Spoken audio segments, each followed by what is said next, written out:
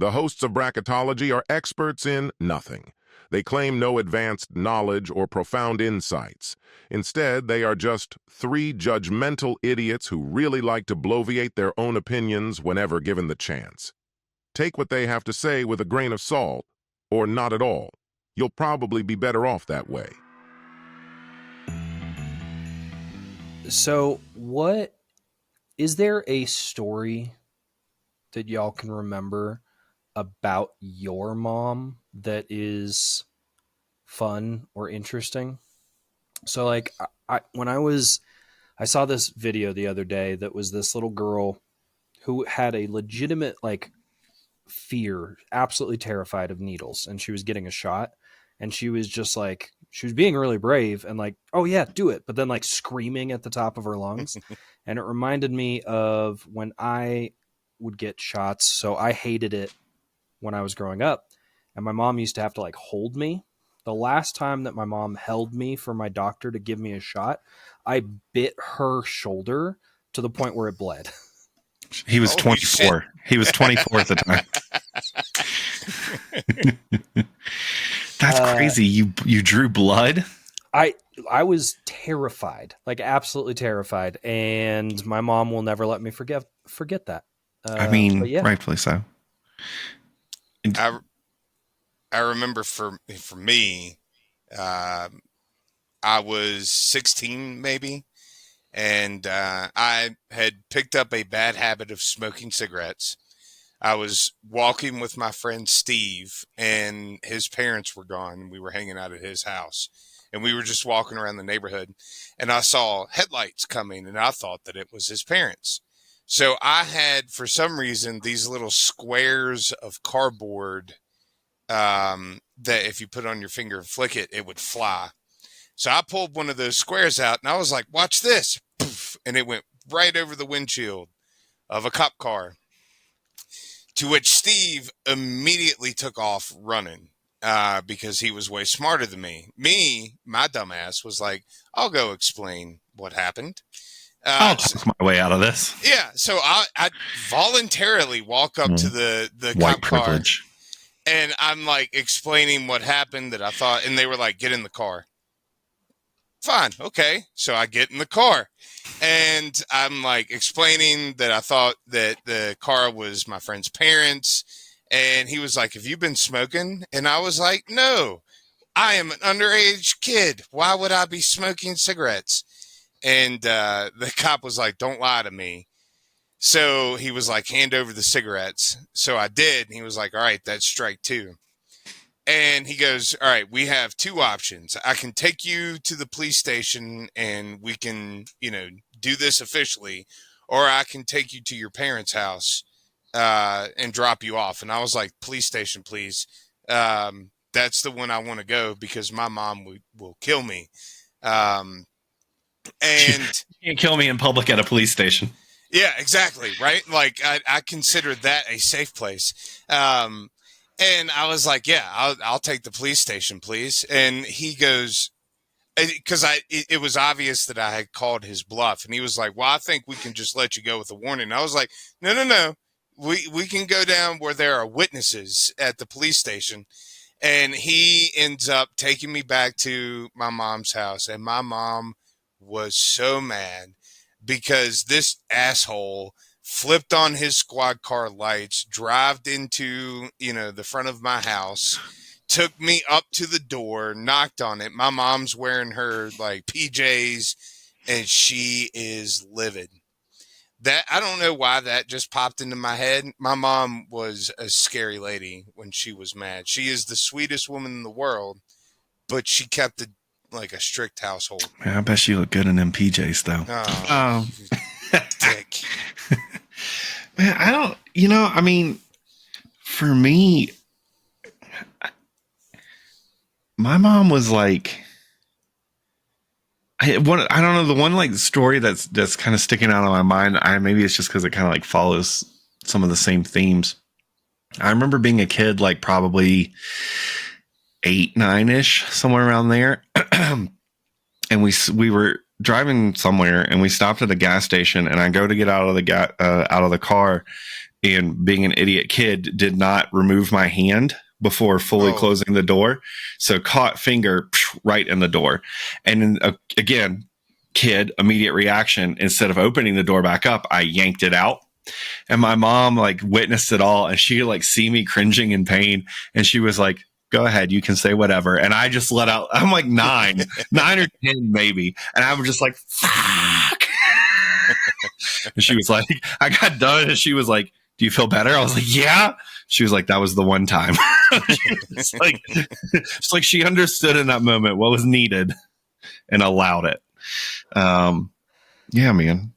I don't know. I think it's hard to like pinpoint such singular moments because my mom, like a lot of the ones that we talked about in the bracket, she was like the mom to many. Like anytime there was like a school function or whatever, like all my friends called her Mama Grub. Like that was just, she was the mom to many.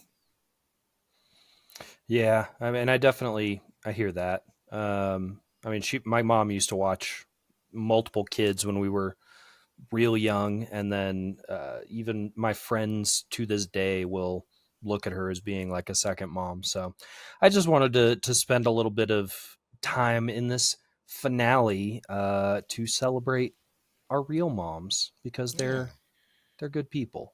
Well, if you still have the opportunity, telling everyone, call your mamas and tell them you love them. Yeah, we're a week away from Christmas. Speaking of Christmas, I made a deal with my mom when I was real young that every year I would get a new curse word that I could say. And it worked. So if you're young and listening to this, stop. But if you won't, for whatever reason, just make a deal. Every Christmas you get a new curse word. Start with ass, end with fuck. You're good. What's this year's curse word? Dan.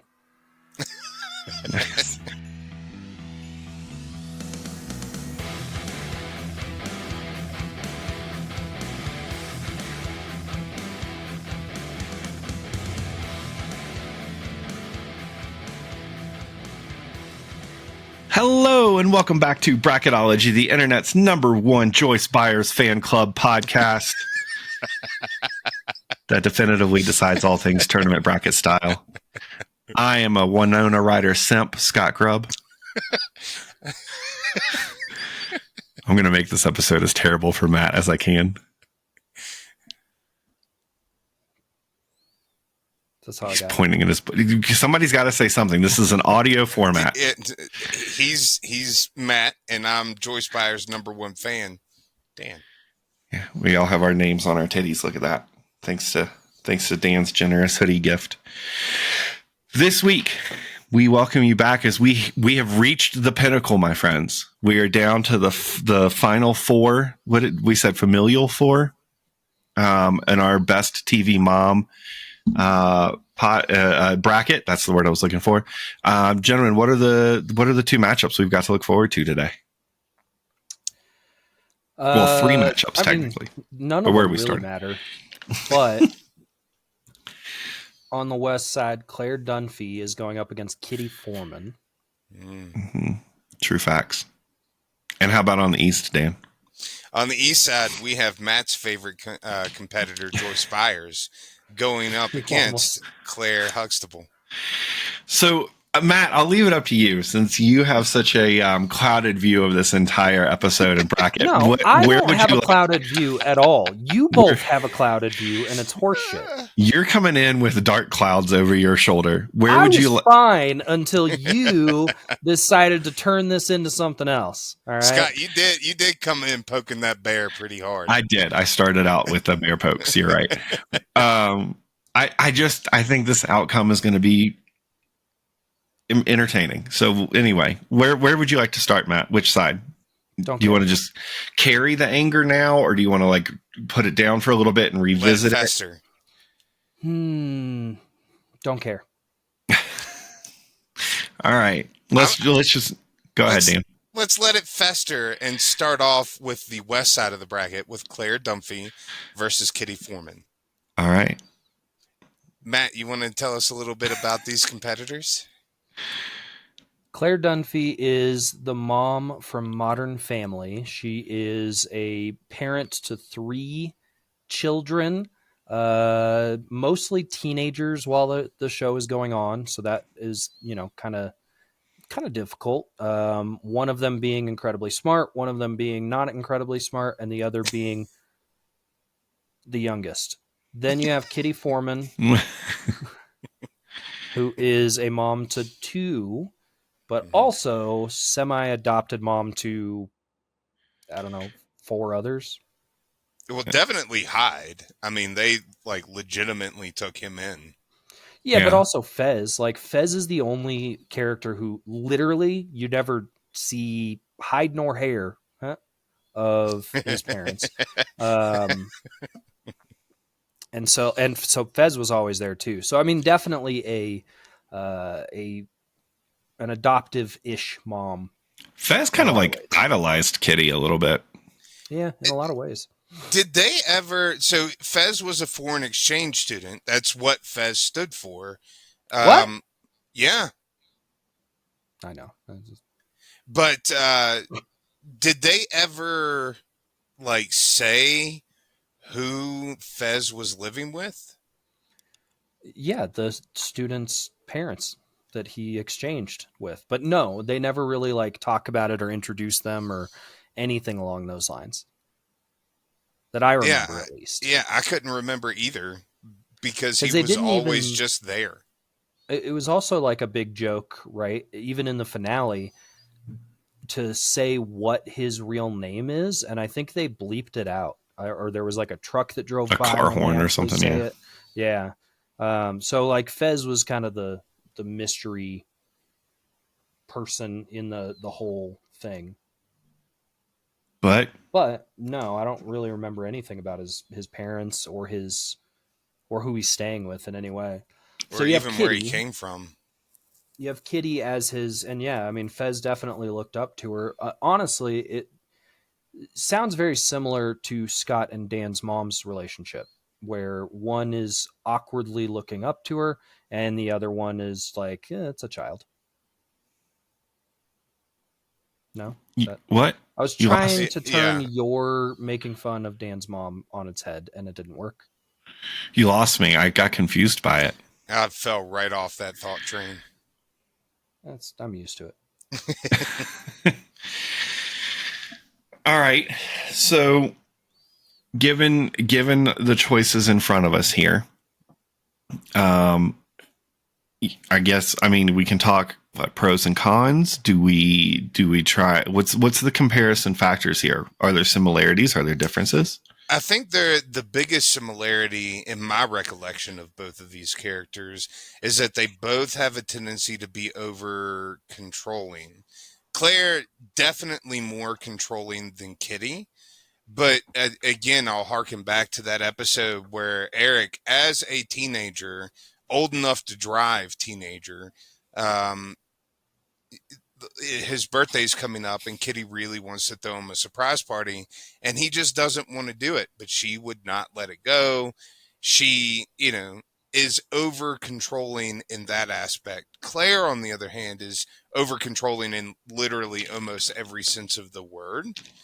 And I think it's because of her experience growing up. So I think there is that similarity. And they are both very loving and nurturing to their children. I think that shines throughout both characters and both TV shows. Um, I think that's kind of where the similarities stop. But do you feel like? Sorry, go ahead, Matt.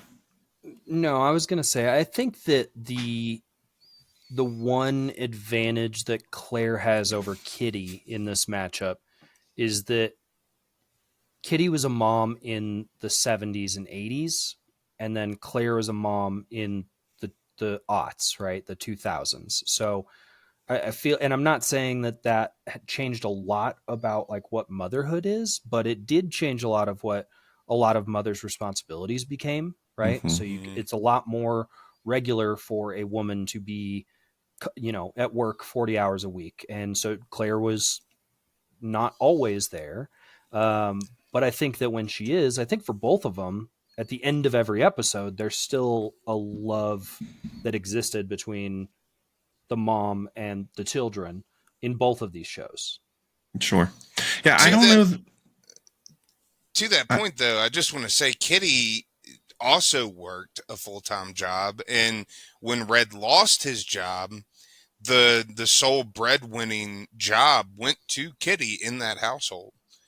Um, I also don't know that trying to throw your kid a surprise party when they don't want one is necessarily like what I would consider controlling. I think that's like corny, enthusiastic parenthood.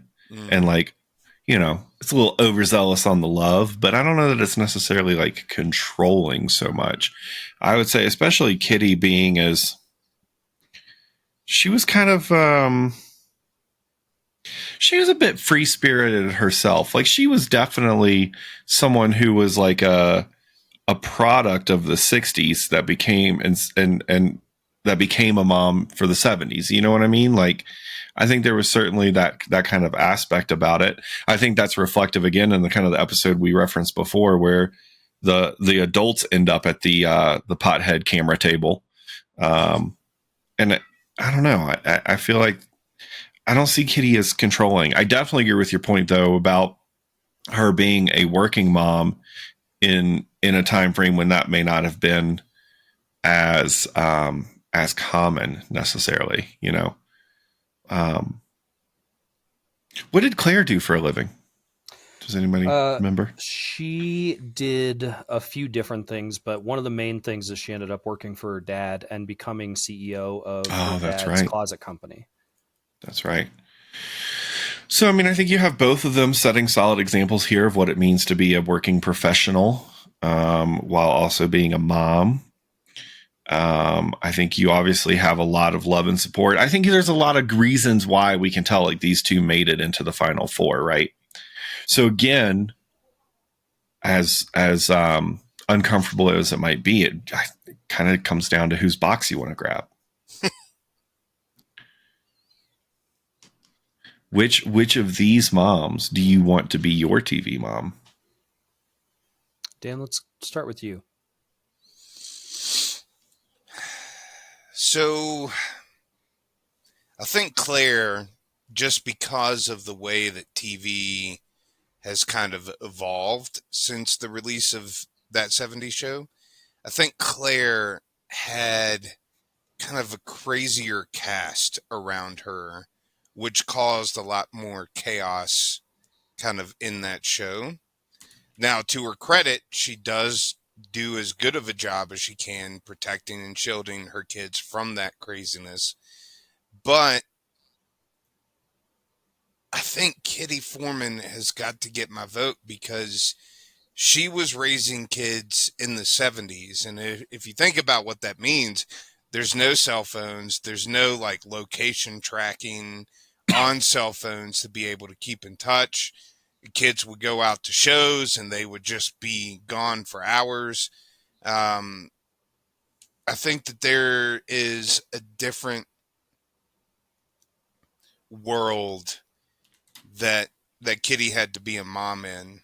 And this was fresh on the heels of like that anti-establishment and the 60s movement that was still very prevalent in the 70s.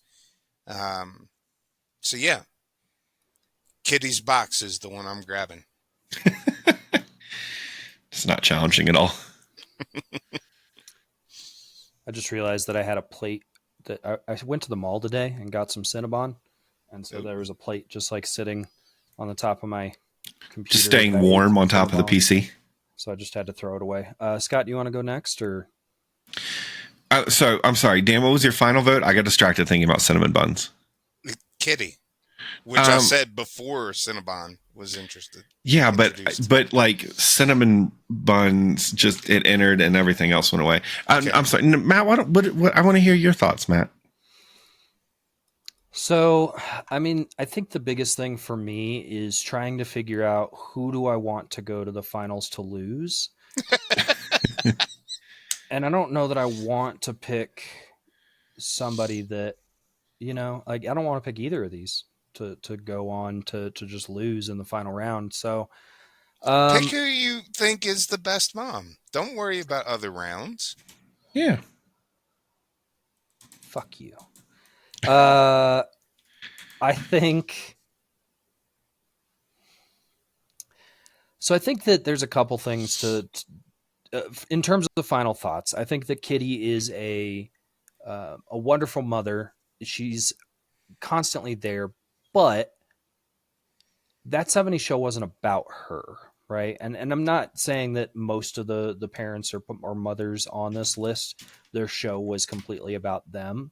But I do think that she was meant to be a supporting character, a very kind of almost secondary or even tertiary character to the main cast of that 70 show.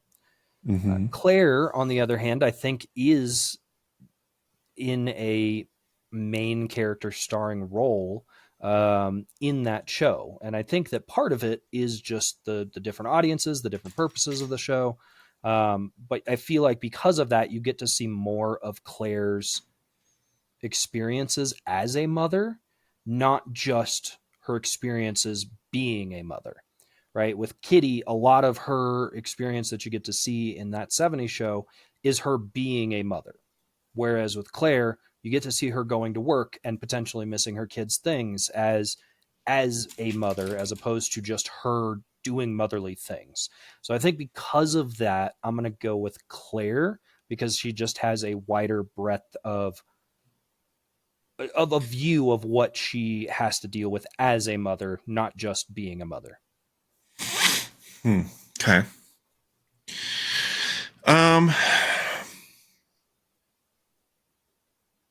That's a pretty solid argument.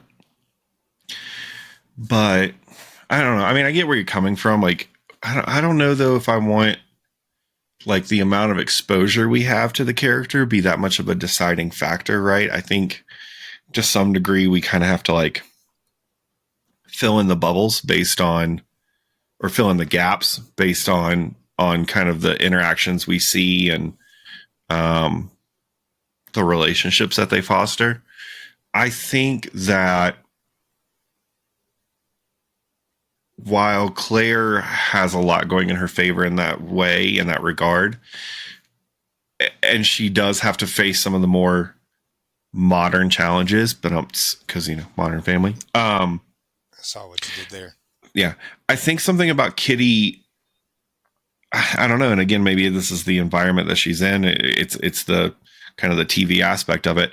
It kind of shows that kind of motherhood is a bit timeless because again, you're talking about many years ago at this point, which I know some people don't like to think about, but that was 70s was now officially a long time ago. And I think that just kind of like the fact that so many people viewed her in that motherly figure to me means that her impact as a mom radiated so strongly that it was felt by many, not just her own kids. And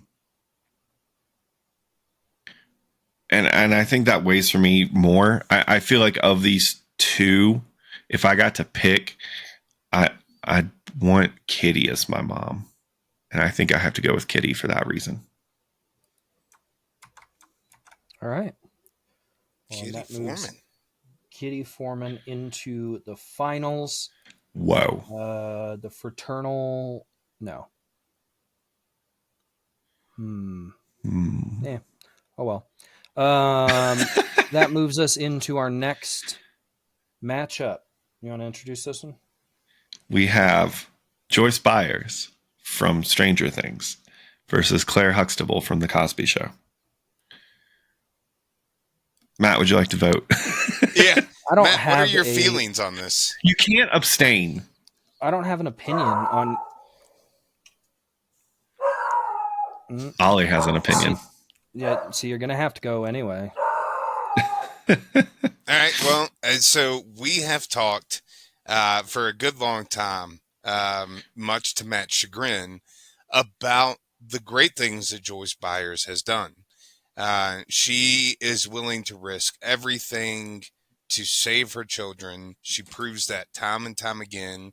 And it does not matter what other people think. She is dead set on saving and raising and protecting her children. Claire Huxtable, on the other hand, even though not put into the same circumstances, definitely shows that ferocity to protect her children.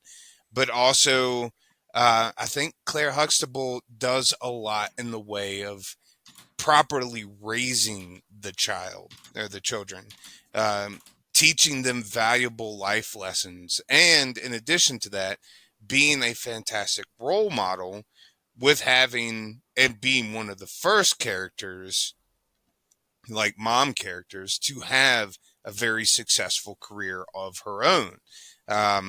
Keep in mind that leading up to the Cosby Show, most of the mom characters were stay-at-home moms, and Claire Huxtable kind of broke that mold. So this, to me, is like the toughest battle right now. And I'm excited to hear Matt's thoughts.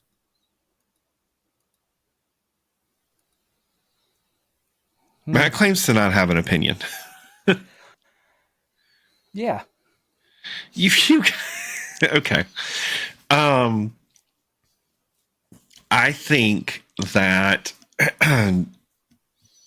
Joyce Byers gets a lot of credit and has gotten a lot of credit for the circumstances that she's placed in and that she's being forced to respond to. Mm-hmm. And granted, everyone's going to treat every situation a little bit differently. Would Claire Huxtable behave the same way as Joyce Byers if Theo had gotten sucked into the Upside Down to face the Demogorgon?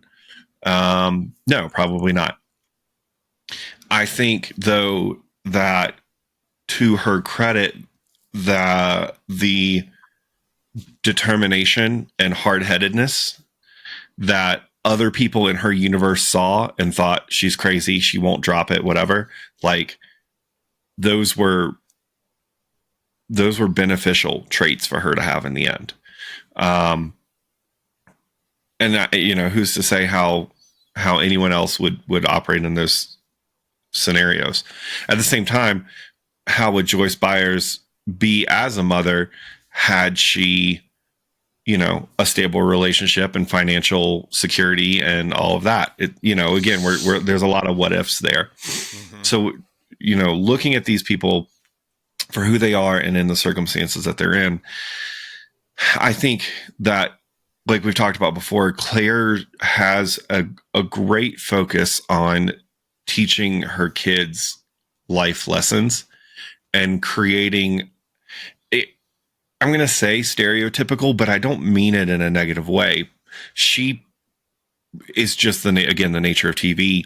She creates a very stereotypical television type of warm, welcoming, friendly household that it is surely idolized for sure, but I don't know how realistic it necessarily is, right? None of the three of us grew up in a house that would have, made it on a ABC sitcom anytime soon. I don't know. Was Cosby Show NBC? I don't know. Anyway, our houses wouldn't have been sitcoms at the time. I feel like Joyce Byers is a bit more of a snapshot of what real life is like,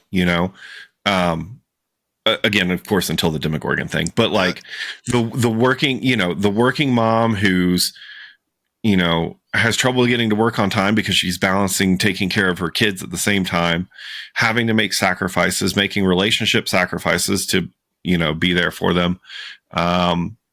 Having a teenage son who's angsty and has his own, emotional baggage, like, she's had to deal with a lot in those scenarios. And I think that has to be taken into consideration for sure, on top of the whole saving the world thing. Matt, does any of that resonate with you?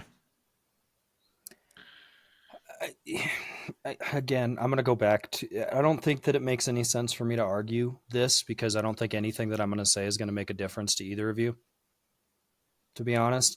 Again, I think that you're highly sugarcoating all of what Joyce Byers has done when she wasn't chasing for her children in the middle of another dimension or fighting demons or anything like that.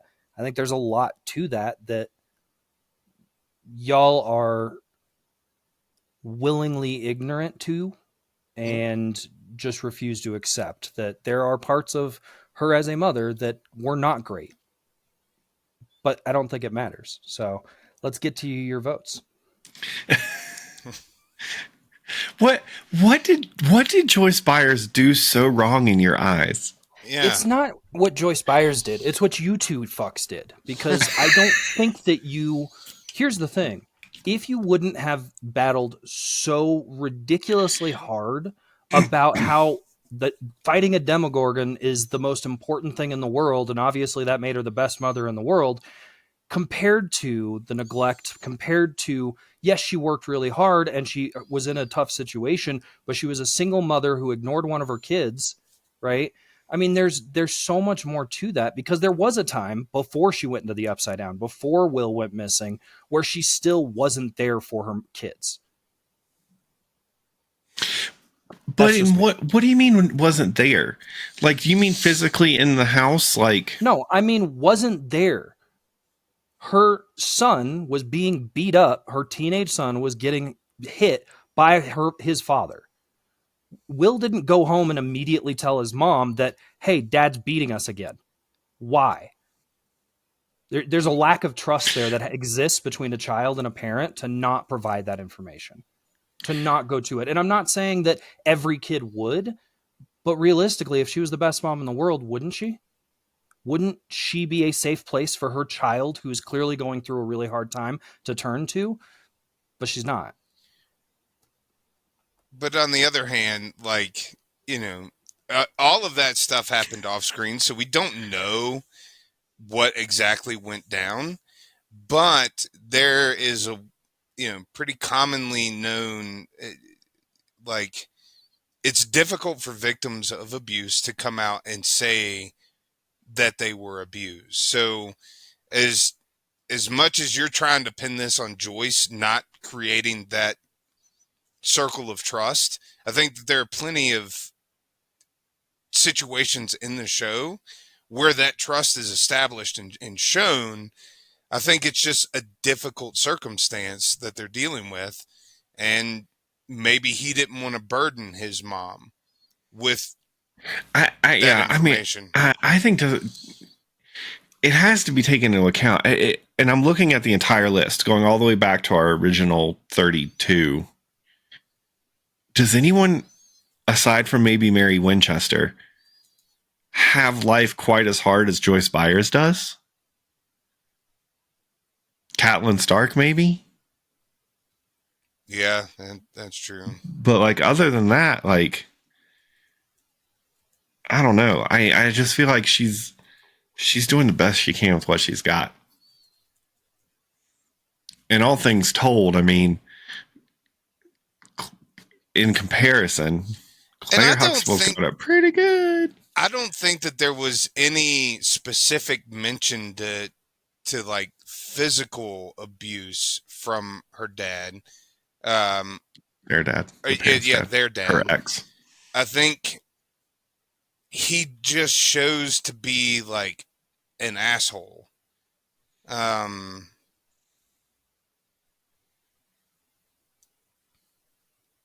All right. So anyway, let's get the formality over with. Let's get to the vote. Doesn't matter what I say. You have an argument against it. So. Well, Matt, why don't you go ahead and get your vote out first then? Nope, I abstain. No, we're not. We won't. We can't. That, Matt. We can't do that. We actually got angry letters about that last time you abstained. Well, they were angry instant messages, but still. Yeah. We need an official vote from you, Matthew. The show cannot go on until you vote. I vote for a tie. That's not a possible vote. There are two options in front of you. You need to grab a box. You two vote, and then we'll see if I need to vote. Sound good? No, I don't like it. Matt, just vote. Just say your official No, vote. Put it on you the two record. fucking vote. This is stupid. I refuse. You two fucking vote. Wow. Dan, would you like to go ahead? Yeah. So I think, look, we've done a lot of discussion about Claire Huxtable and her iconic nature as a strong, you know, working woman, especially at that time in the 80s. We've waxed poetic about the great lengths that her and her husband went through to raise what were, you know, children of means. They came up in a wealthy house, um, but they raised them in a way that respected the value of a dollar and were willing to work to earn you know, their way through life. And it is because of these things I'm voting for Claire Huxtable. Fuck you, Matt.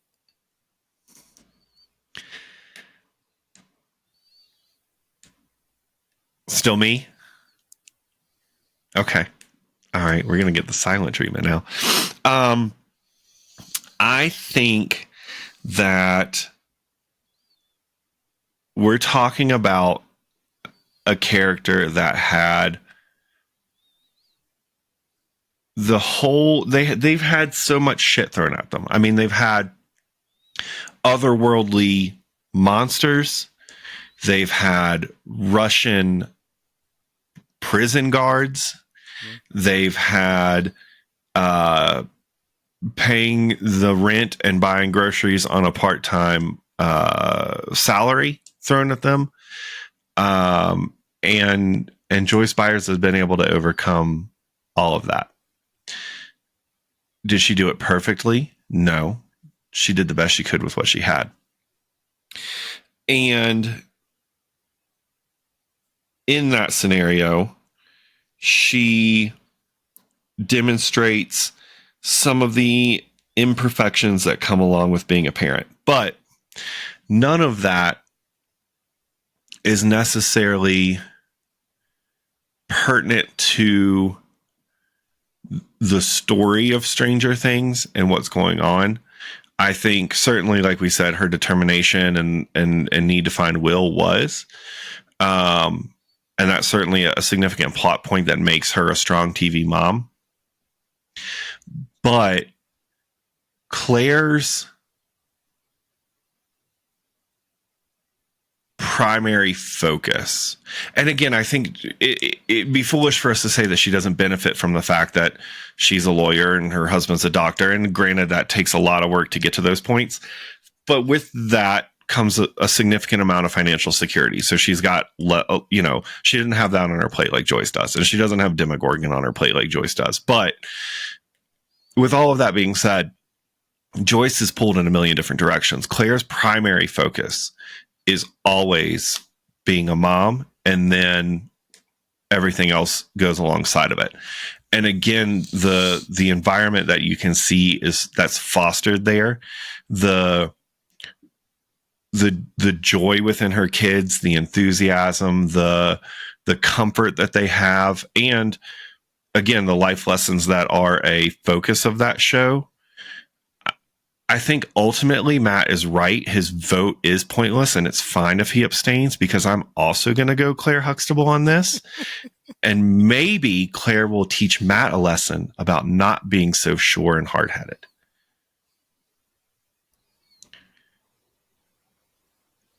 That moves Claire Huxtable on. I think the reason Matt was refusing the vote is because he wanted to vote for Joyce Byers. So we're here. We didn't. What's our top two? So we did Familiar 4. Familial. Yeah. Maybe this is just the fantastic final. Okay, sure. Kitty Foreman versus Claire Huxtable. What do we think?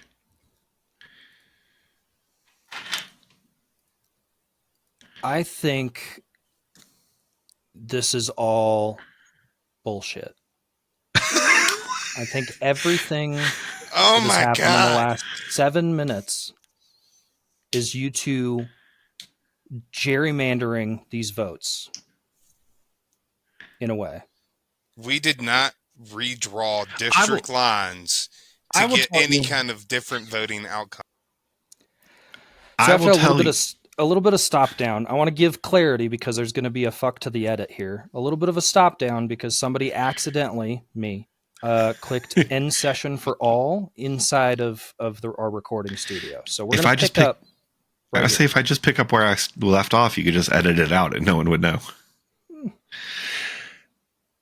I will tell you the backroom conversations that were had about this because there were some. I'll admit there was one backroom conversation because Dan and I do work for the same company. We have an IM platform, and in our work platform, I asked Dan, "Do you actually think that Joyce Byers will be your winner?" And he said, "Quote, I don't want to give away my bracket, but no, you." And I said, "Me neither." And that was it. That was all the Literally backroom the conversation only that was had. conversation we had. We came away from last week's episode knowing that your panties were so bunched up that you were blinded by what you were seeing. Your brown eye and your two eyes were so covered by your bunched up panties that you were making some gross assumptions. And now here we are with Kitty Foreman and Claire Huxtable. I think the rightful final two. Yeah, it is a competitive list. I was sitting here in the previous part of this episode thinking, man, Kitty Foreman made it to the finale. But it makes a lot of sense when I think back on that 70s show. And you know, we give a lot of crap for like Red being a hard ass and her being the soft one. But do you know who Red was afraid of? Kitty. Like Yeah, Kitty ran that house. Matt, I am willing to concede a little bit as well because I don't think it would have made a difference in our final two here. We maybe poked the bear a little bit with the Jill Taylor Joyce Byers combination. I think you had some very good points. In all reality, you could call the Home Improvement that 90s show, and it's like the same fucking thing. Jill Taylor was a great TV mom, and if it wasn't so fun to get under your skin, maybe could have beat Joyce Byers, but she wasn't going to beat Claire Huxtable. We still would end up with the final two that we have, I think. I don't think Jill Taylor beats Joyce Byers. I still stand by. I say maybe. It's like an italicized maybe, but it's there. Yeah. So here's my thing about Claire Huxtable. If you look at the path to where Joyce Byers got, the person most similar to Claire Huxtable is Vivian Banks. They were both in very financially stable households. They both did a lot to establish, children that valued hard work and the value of a dollar. Both rocked power suits with strong shoulder pads. Yep. It was just a sign of the times. But where Vivian Banks had Jeffrey and all of that additional help around the house, Claire Huxtable did not. And they were both, Mr. Huxtable was a very well established and high valued doctor.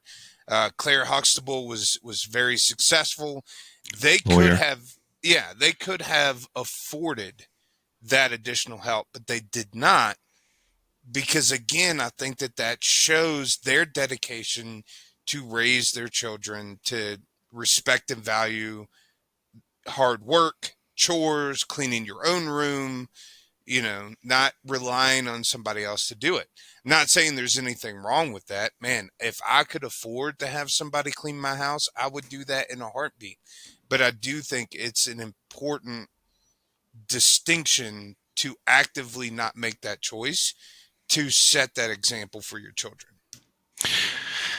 But does that put them as looking at this specific matchup, does that financial well-being and the choice to not take advantage of it really put her over someone like Kitty, who's also doing, again, full-time work and then taking care of everything herself too. Like in the end, the workload that they're putting out is pretty similar, isn't it? Like their focuses.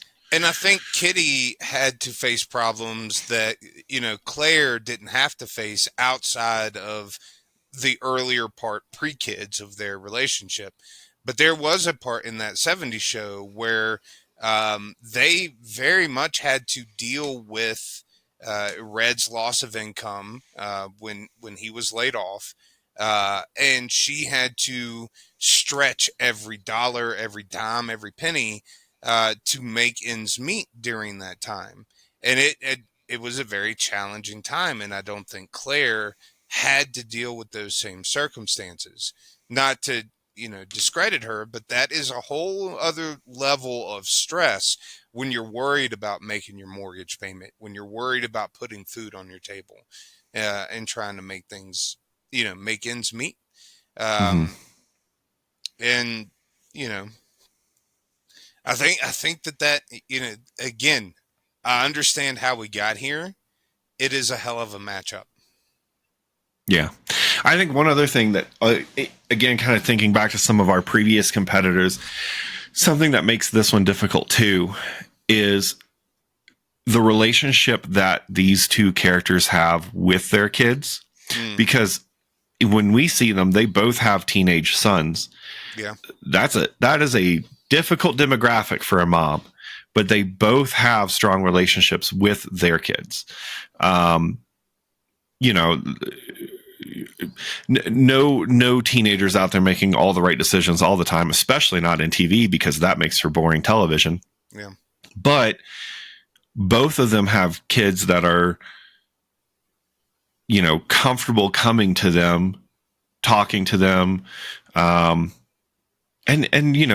even the little stuff like goofing off with them or like, making jokes. Like, there's plenty of scenes of Kitty, Red, and Eric. What? Eric, thank you. I blanked on it. Sitting at the table, having a meal, and Kitty and Eric like cutting up a little bit, or kind of almost like poking fun at Red a little bit, but in that way that like they can get away with it. Yeah. Mainly again because Red's afraid of Kitty.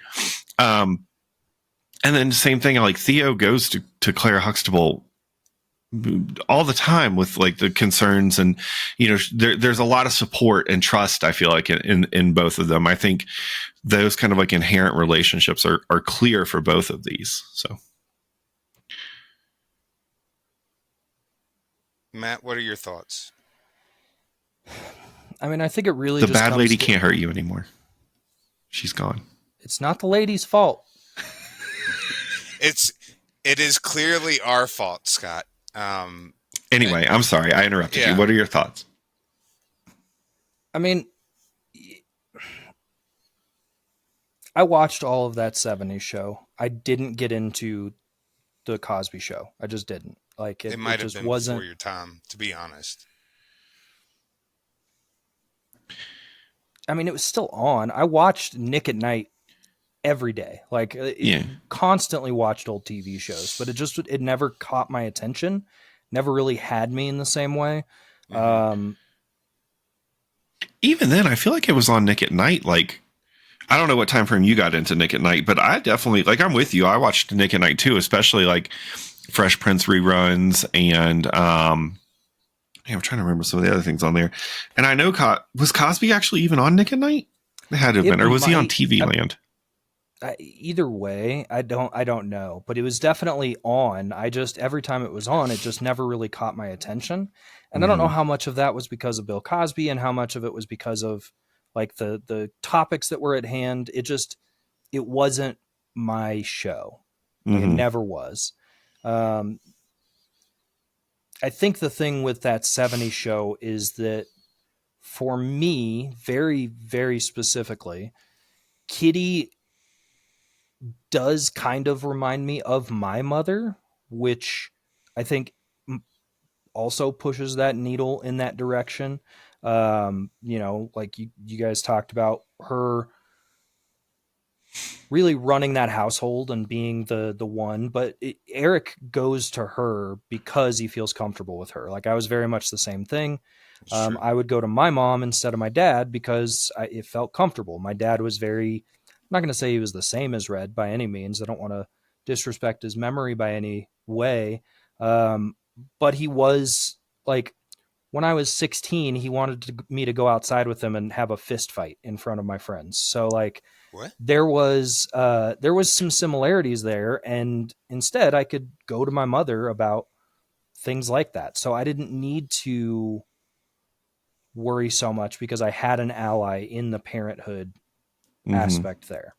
And I think Kitty is that in a lot of ways for Eric, whereas their daughter kind of looked at as the favorite of Red's, at least, got the opposite treatment. So I think that the familiarity that exists there for me for Kitty Foreman is just too high.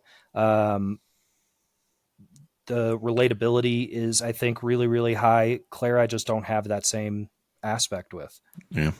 And then you bring up the daughter from that 70s show.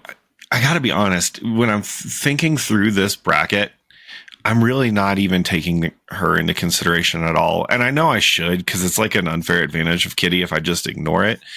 But to me, everything that happened with that character was really, truly more reflective of what happened to the actress, and then producers just having to respond to it, you know? Well, I wouldn't say that, because even in the early stages, in the early seasons before the actress got into that much trouble, she was always like, doing things that she wasn't supposed to, and she would get away with it because she was, Red's daughter. And she was constantly getting trouble and flirting her way out of it, and flirting with teachers and flirting with Kelso. And, there were a lot of things that she was doing that happened before the actress situation did. Fair. But let's be honest, Dan, if you looked that good, wouldn't you do those things too? I mean, I tried to do those things even though I didn't look that good. But I mean, Matt, I completely agree with you, and I'm trying to like break that familiarity a little bit and really try and focus on the, again, the kind of the benefits of these two characters and where the kind of household that they built and established. But I'm with you, like, to me, Kitty is more reflective of what I was familiar with growing up. Like, when you think about Eric at the time frame that we're seeing him, again, he's 16 to 18-ish, whatever. I mean, granted, the show covers 10 years, but doesn't really look like it. And there's never really like any kind of conversation about like curfew or, she's not running like a tight, strict household. And that's what I grew up in. Like, I never had a curfew. I never had, those kind of like regulations put on me, but there was a lot of trust there, which I think Kitty extends. But at the same time, like, the environment's placed that Eric knows he has that, and all of his friends have that. And maybe that's why there's no curfew in place, is because her house is one they all hang out in. But I think the trust that's extended in that mutual respect is a big thing that, granted, both of them, Claire and Kitty, I think, demonstrate. But for me, Kitty's feels more familiar, and I'm with you on that. I think the other aspect, right, from an environmental perspective, like that 70s show takes place in rural Wisconsin. Like, there's not that much in the 70s in rural Wisconsin that they're going to get into, other than climbing the water tower and, maybe a shotgun or two. From my own personal experience, just keep in mind, when you live in a place that is super small and rural that doesn't provide a whole lot of outlets for kids, you end up, if you're like me, doing things that aren't necessarily legal for entertainment, like and doing dangerous, sketchy things to entertain yourself.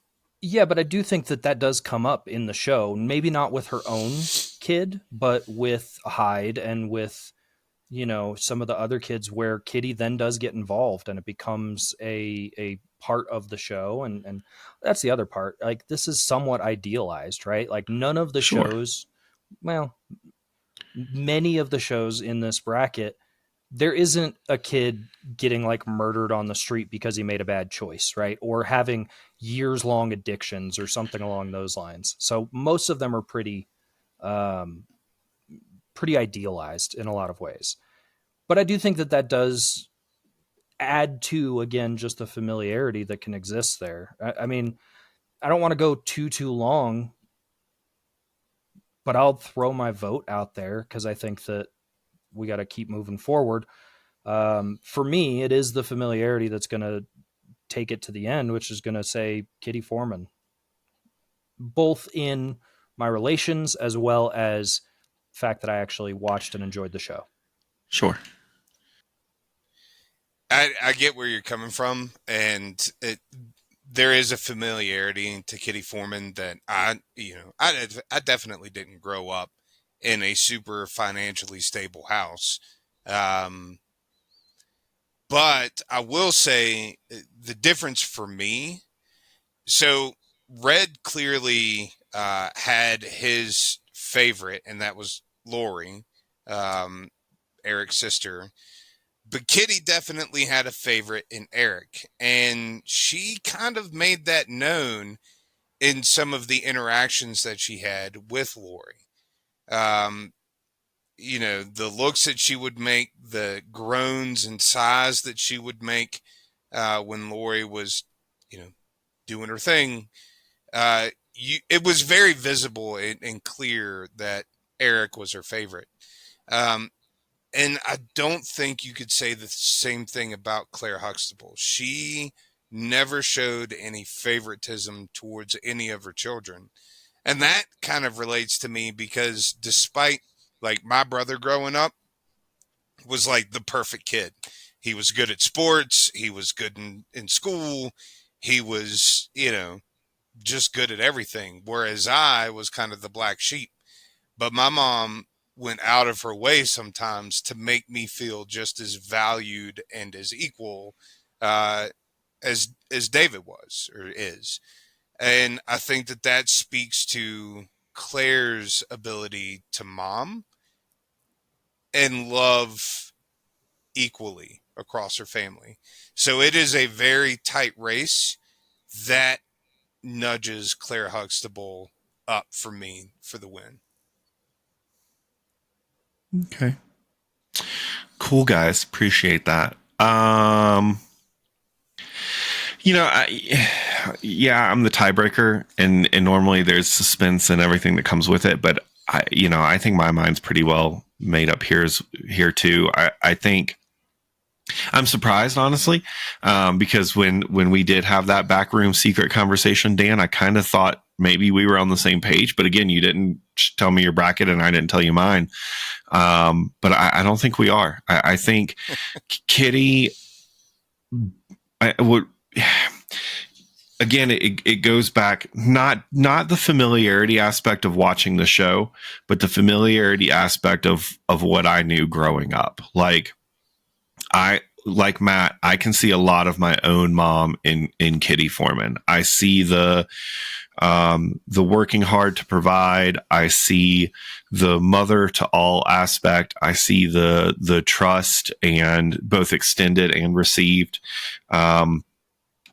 I see that, just that bond that she has with Eric. And, honestly, it's funny kind of the way you were talking about it, with the kind of favoritism between parents, being a parent myself, like, there is anyone who tells you that there's no difference between raising a boy versus raising a girl is lying to you. Like, there's a difference, and everyone has their own personalities, but like, in all reality, I handle my daughter a little bit better than I handle my son, like from a frustration and nerves standpoint. and my wife handles my son better than you know, and boy, let me tell you what, if she's going to butt heads with one of the two kids, it's going to be my daughter. So it's almost, and you know, like that's stereotypical, right? There's daddy's girl and mama's boy and all that. But I think the show falls into that. I think it's a very I think Kitty's a very realistic, relatable character that I mean, I'd feel lucky to have most of these moms as a mom, but I was most lucky to have my mom, and Kitty most represents that to me. So for me, I think it's Kitty Foreman. All right.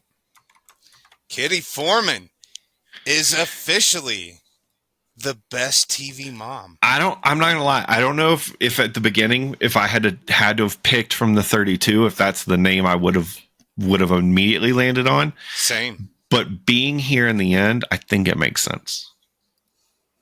So we will officially award Kitty Foreman the Joyce Byers Cup for. Oh man, he still had the salt base of salt mom. Right in there, huh? That's right. Still upset. That's all right. Look, at the very least, at the end of this bracket, I hope that you and all of our listeners realize that I can hold a grudge. Look, if you need to go call your mom and air out your grievances, she'll help you through them. Okay. Just like Kitty would. I'm excited for this. What do we have to look forward to next week, gentlemen? Next week's Christmas. Next week, episode. Our episode literally comes out on Christmas. That is correct. So we are going to ditch the normal format and do our first annual Bracketology holiday special. Where we will all three be completely topless the whole time. I don't think I signed up for that. No, you did. You signed a contract. I don't recall that being part of it. Here's the thing. I sent you all garland with nipple clamps that connects it. So not technically topless. There's a little bit of something up there. Yeah, exactly. I don't want you to get cold.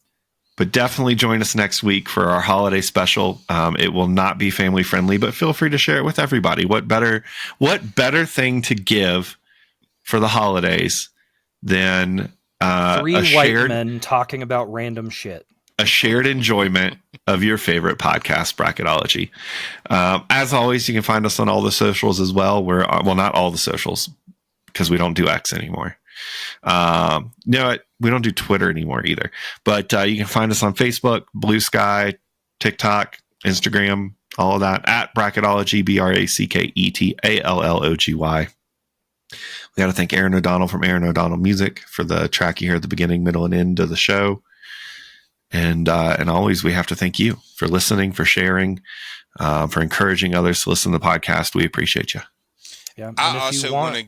Oh, go ahead. I want to give a big thank you to all of our moms. Without you, we wouldn't be here on literally every level. So thank you to all of our moms. Remember, kids at home, reach out, grab that box. And tell it you love it. Tell it you love it. All right. I have been a co-host, Scott Grubb. I've also been here, Matt Robison. And I'm not going anywhere. Dan Default. Goodbye.